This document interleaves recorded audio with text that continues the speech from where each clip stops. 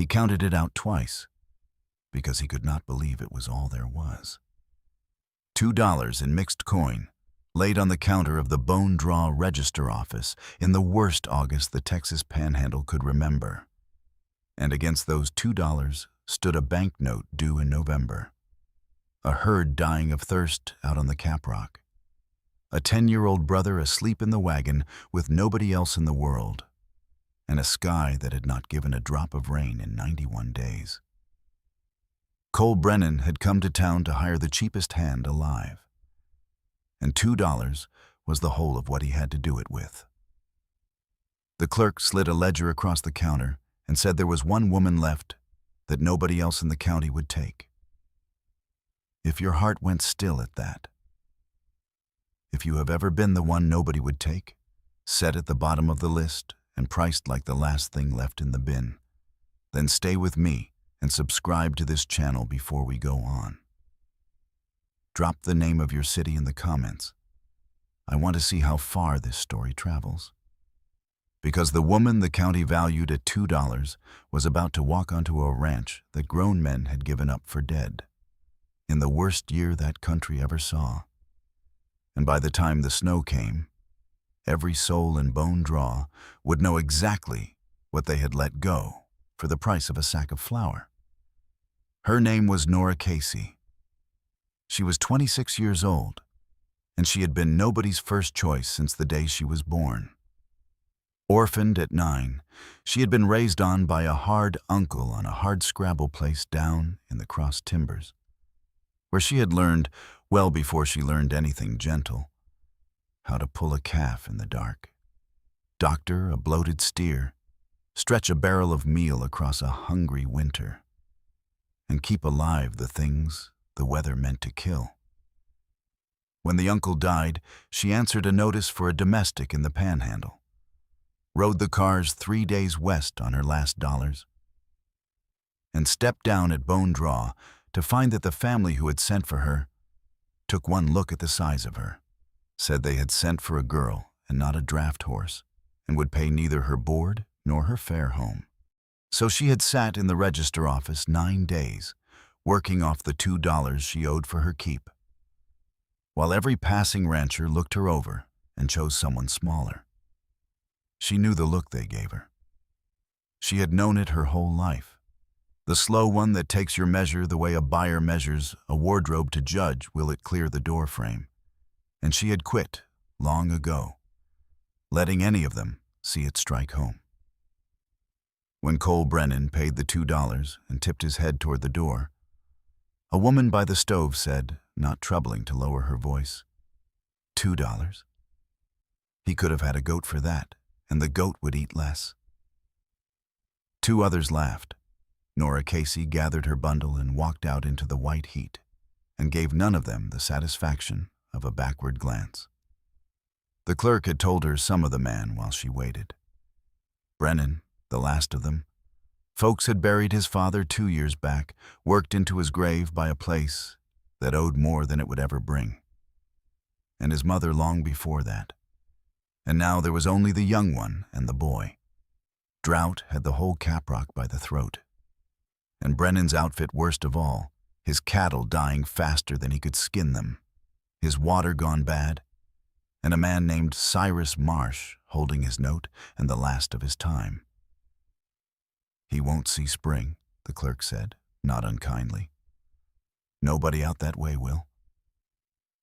The Brennan place, when they came onto it at dusk, after 4 hours driving, was a dying thing and did not trouble to hide it. The bones of cattle showed white along a creek bed gone to cracked mud. The windmill stood dead and still over a tank holding 3 inches of green water. The house had been a good house once, raised by a man with hope in his hands, and was now the house of 2 males alone, given up, not kept. The porch sagging, the curtains gone to gray.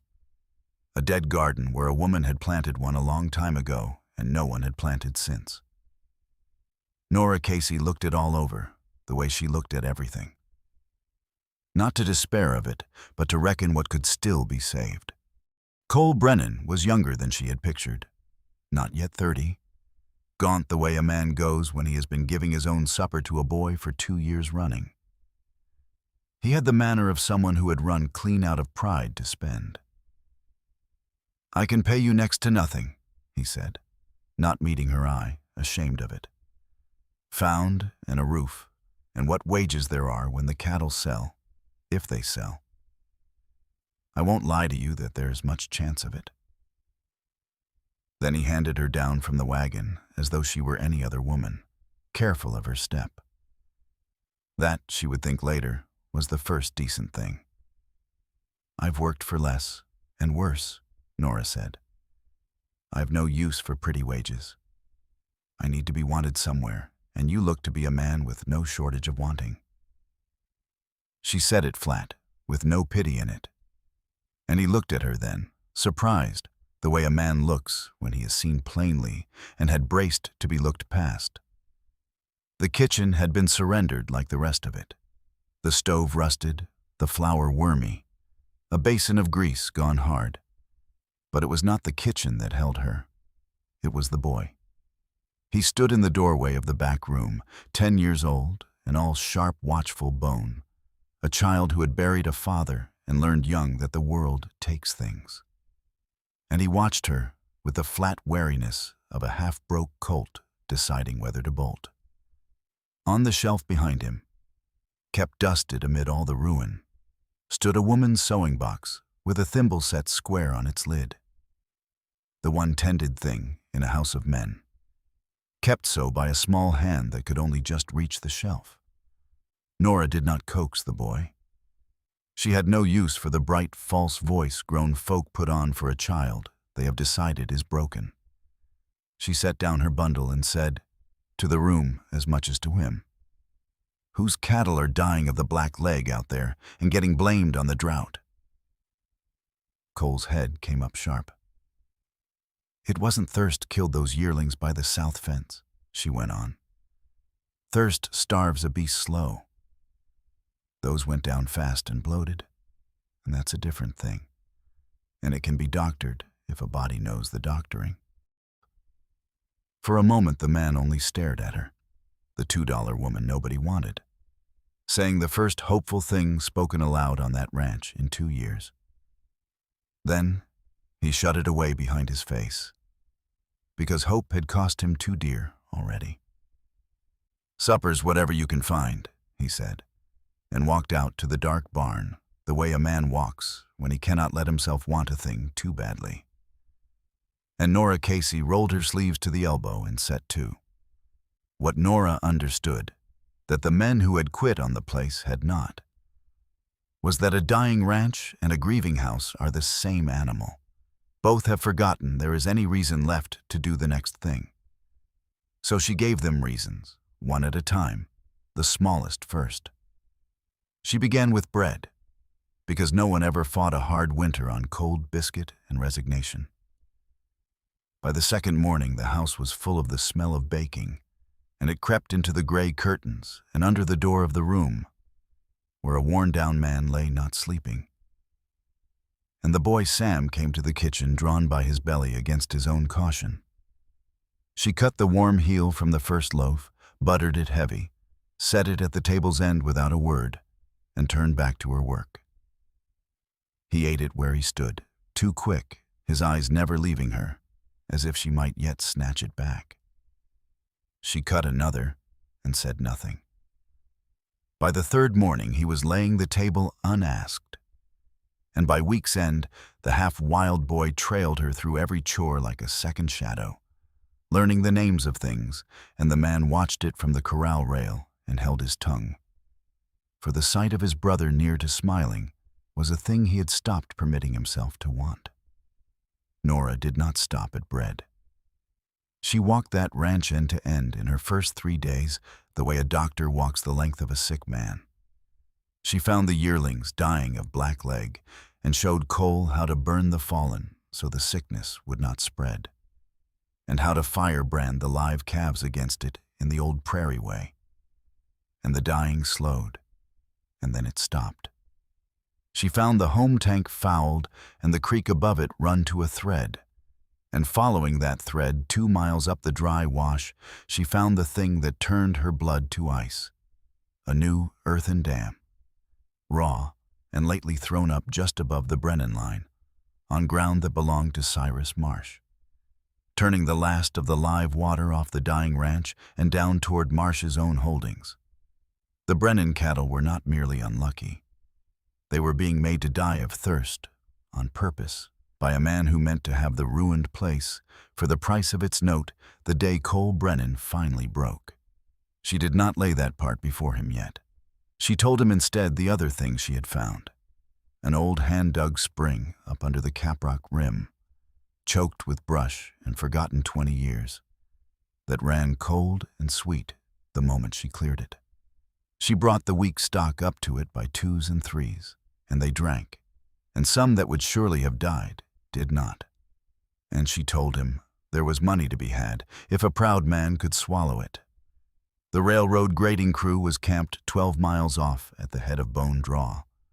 40 hungry men sick of bad camp cooking, and a woman who could bake could sell them every loaf and pie she could load in a wagon. Cole had no pride left to refuse with. So 3 days a week, Nora drove to the rail camp and came home with coin, real coin, the first to come onto the Brennan place in a year, and it went into a tin against the November note, $1 at a time. He began, in his silent way, to fight at her side. She woke one morning to find the dead windmill turning. He had climbed it in the black before dawn and freed the seized pump so she would not have to haul water by the bucket to the spring herd. He said not a word of it. He took the heavy end of every task before her hands could reach it. He lingered at the table a little longer each night, listening to her and the boy pick out the stars through the window glass. A man does not climb a windmill in the dark for a $2 woman unless something in him has, against all its long practice, quit lying down to die. It was the second week of November, the note all but met and the spring herd pulling through, that Nora finally set it before him. What ran 2 miles up the dry wash on Marsh's land, and what it meant. And she watched the hope she had spent 3 months raising up in him go to something harder and colder, because now it was no longer the weather they were fighting. It was a man. Cyrus Marsh came to call within the week in a buggy with a lap robe and a lawyer's letter, and he did not bother to pretend. He held the note. The note fell due the 1st of December, and he was prepared, he said, to be generous, to buy the place entire, water rights and all, for a fair figure, and spare Brennan the shame of the bank's taking it. He spoke of the dam as a lawful improvement upon his own land. He ran his eyes over Nora once, the way all the rest had, and remarked it was a wonder what a man would let onto his property once he got desperate enough. Cole did not strike him, though Nora saw what the not striking cost. He told Marsh to get off Brennan grass, but that night, by the low lamp, the last of the fight went out of him. "He'll have it regardless," Cole said, staring down at his open hands. "If not the note, then the water. And there's no living on this ground without it. My father killed himself here for nothing. I've near done the same and dragged the boy down behind me. Maybe the one kind thing left is to take Marsh's money and get Sam somewhere a child can grow up that isn't dying around him." He had decided. She could see plainly that he had decided. Nora Casey did not soothe him, and she did not tell him it would come right, because she did not deal in lies. She said, "Your father didn't die for nothing. He died building a thing his sons could stand on, and you're standing on it this minute, and so help me, you will not hand it to the man who's been poisoning your water on a night you happen to be tired." Then she gave him a fact in place of a comfort. "The note's all but paid, Cole. 1 more month of the rail camp and it's met outright. And a met note is a thing no Cyrus Marsh on this earth can take. We don't have to beat him. We only have to last." They did not get the month. 3 days later, they got the storm. It came down out of the north on the 9th of January, 1887. The blue norther that the old men of that country would still be measuring every winter. By on the day they died, 60 degrees lost between dinner and dark, then snow, then a wind that drove the snow flat and turned the very air to knives. The great outfits had their thousands loose on open range, and the cattle did what cattle do before a norther.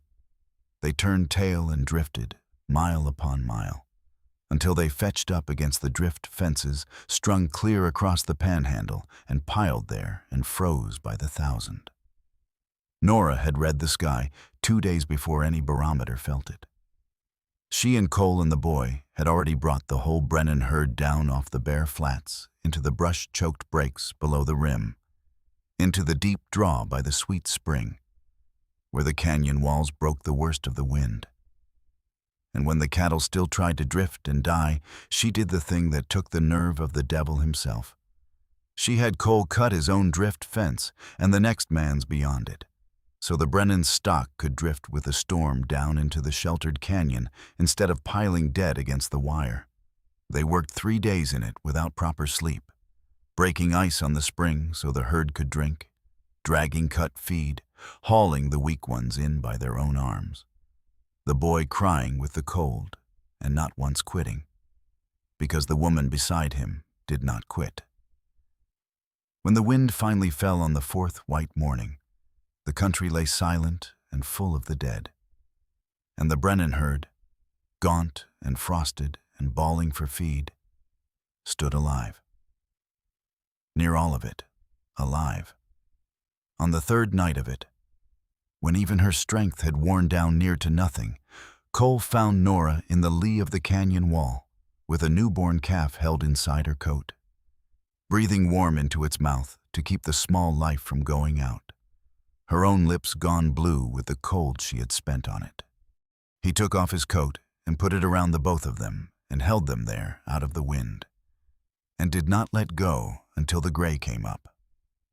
He had bought her to save his cattle. Somewhere in that black and howling dark, he understood that he had stopped, days before, thinking of her as a thing he had paid for, and started thinking of her as the one reason left that a man might want to live to see another spring. He said none of it. He only held on, and she, who had spent her whole life being let go of, let herself be held. The reckoning came with the thaw, the way it always does in cattle country, at the spring meeting of the Stock Association in the one big room Bone Draw owned. The die-up had gutted the panhandle. The great outfits that had wintered too many head on open range had lost 6 and 7 of every 10. And Cyrus Marsh, who had overstocked his stolen water worse than any of them, had lost more than most, was, as the whole room knew, near as broke now as the men he had spent the year ruining. He had come to the meeting meaning to call the Brennan note anyhow, to take the one small outfit that had come through whole, and he rose to do it before the assembled county. He had not reckoned on Cole Brennan rising first. Cole had spoken next to nothing in that town in 2 years. He spoke this plainly. Before Marsh tells you what I owe him, let me tell you what he owes. And he laid it before the whole room, the dam thrown up on Marsh's land to choke the live water off 4 ranches below it, and not his own alone. The cattle made to die of thirst so the land might be bought for the price of paper. He had 2 neighbors who had found the same diverted water and been too beaten to name it. And they stood now and named it, because a man will find his nerve once another finds it ahead of him. Then Cole set a tin box on the table and counted out the Brennan note in full, in railroad coin, and the price of fat live cattle in a county where a live beast had become the rarest thing on earth. Paid, he said. Now there's the matter of the water. The Stock Association was no court, but it was the thing that ran deeper than any court in that country. The judgment of the men a body has to live beside. They looked once at Marsh, ruined and uncovered, and sent 3 riders out to see the dam with their own eyes. And his name was finished on the caprock from that hour. And when it was done, Cole Brennan turned to the woman standing at the back of that crowded room, the woman the county had priced at $2, the one nobody would take. And he said it so every man there would hear it. Every one of you passed her by for the price of a goat. I had $2 and the worst luck in Texas, and I bought myself the best stockman in the Panhandle, and she saved my outfit on the same night yours died against the wire.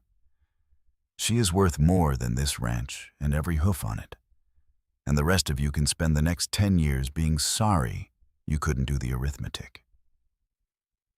Nora Casey, who had been measured and set aside her whole life long, stood at the back of that room and let the words land, for once, because for once, the thing being spoken of her was the truth. The rain came back to the caprock that spring, the way it does after the worst of everything, all at once and like an apology. The creek ran clear again once the association made Marsh tear the dam out, and the home tank filled, and the dead garden by the house came up green under Nora's hands and the boys. For Sam Brennan would do any earthly thing she asked of him now, having decided somewhere in the white heart of that storm that she was his to keep.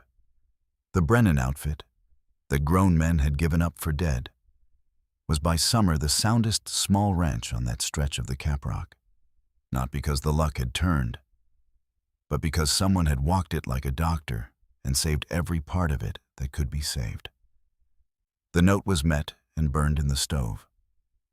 Cole rebuilt the herd from cattle the broken big men had to sell off cheap, buying low in a wrecked market the careful way, which was Nora's counsel, and he took it, having learned that the $2 woman was right about very nearly everything. They married in May, under the cottonwood by the running creek. And Nora wore the dead mother's thimble on a ribbon at her throat, because the boy had asked it of her. And there is no higher thing a half-wild child can offer than the one object he kept clean through all the years of his grief. Cole Brennan stood beside her and could not stop looking at her. This woman the whole country had looked clean past, as though he could not credit his own $2 worth of luck. Years on, in the spring of 1893, with 2 more children at the table, and the Brennan brand on cattle clear out to the breaks. A stranger come to buy stock. Asked Cole how he had come through the great die-up when the big men all went under. Cole Brennan looked across the yard to where his wife stood with the sun behind her, broad and certain and wholly unbothered by anyone's opinion of the room she took up in the world. And he gave the truest answer he owned. I paid $2 for her, he said. And she was the only thing on this place that was never once for sale. She had been priced at nothing by people who could not do the sum. She had turned out to be worth the whole of it, the land, the herd, the name, the lives upon it. And she stayed.